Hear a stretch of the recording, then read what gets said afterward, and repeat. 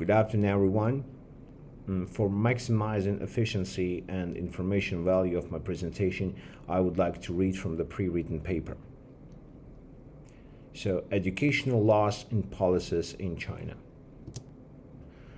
China's compulsory education law stipulates that all children must complete 9 years of compulsory education starting at the age of 6 or at the latest 7.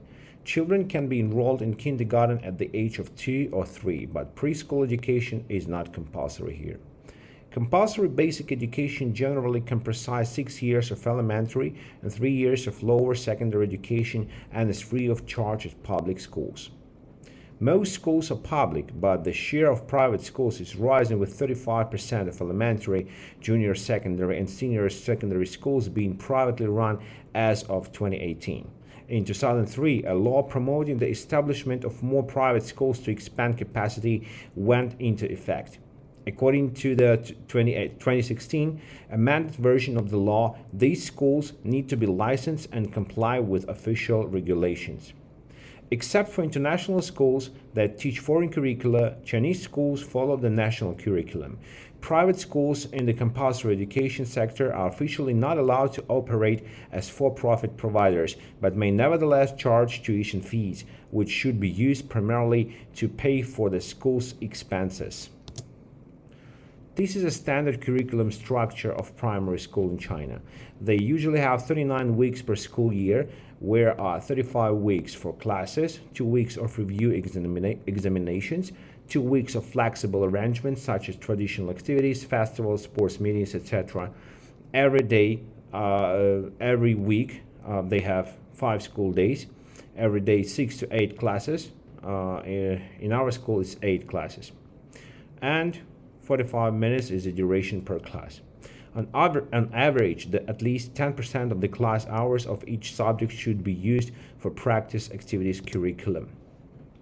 International schools traditionally catered exclusively to expats.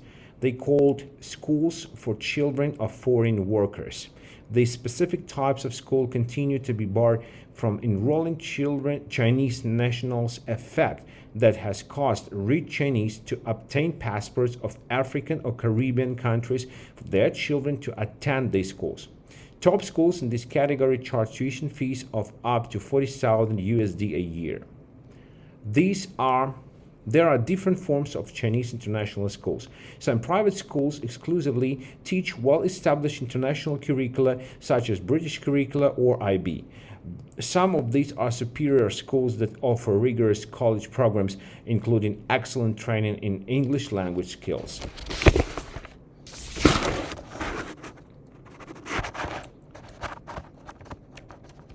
In addition, there are so-called Sino-Foreign cooperative schools that teach both international and Chinese curricula.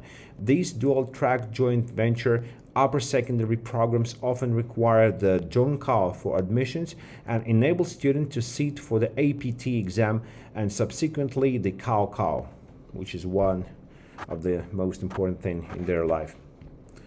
Overall, most international schools are privately run and offer programs that are internationally recognized, such as the IB, the US Advanced Placement Program, the British GCE A-Level, and others. The A-Level is the most widespread curriculum with a market share of 40%. It is followed by the AP, 26%, and IB, 14%. The rapid growth in the number of Chinese international schools has recently provoked a backlash from Chinese authorities concerned about ideological control. Many international schools don't teach subjects like Marxism and Chinese patriotism that are mandatory in public schools. Since Chinese Communist Party officials are especially concerned about the Western values being taught in basic education at an age when children are more impressionable, it has banned for-profit schools in basic education in order to bar foreign investment in private schools. In addition, all private schools in basic education are now required to teach the national curriculum and prepare pupils for the Zhongkao exams. Schools for expats and Chinese international high schools are exempted from these requirements, but it's possible that senior secondary schools will come under closer scrutiny as well. These are 10 general requirements to teach in China. And first of all, the candidate must hold a bachelor's degree. All the international school teachers in China are expected to have at least a bachelor's degree or higher, usually in the subject matter you are hoping to teach. The second is you must have 2 years of teaching experience. 2 years on the teaching experience. Next one, apply for Z visa. Z visa means a work permit in China. To do anything legal in China, you will need to apply for a Z visa. Another thing is a TOEFL certification. It is highly preferred for teaching jobs in China if you do not have a certified teacher's license. If you have a teacher's license, TOEFL certificate is not required.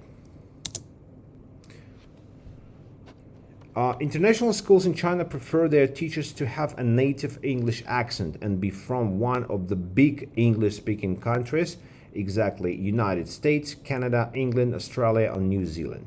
But personally, in our school, I'm Ukrainian, in our school we still have some Russians, Philippines, Singapore, and other countries as well. You must be within the age requirement. The typical age to be hired in China is 18 to 60 years old. Physical health check. Physical health check is a standard procedure for applying a teaching job in here. Criminal background check is a typical requirement for employers, and it's no different if you're moving around. Physical evaluation, psychological evaluation. It's not an essential part of the hiring process, but some of the schools do it. And finally, you have to successfully pass the interview. Usually, it's HR director and principal. In China, there are a wide range of government institutions involved in HR process, and while key laws are drafted by the central government, such as the labor contract law, numerous bylaws and regulations are instituted at the local level. I do not want to read everything from this slide, but these are the key items from a standard Chinese contract, employment contract. In private schools. Thank you.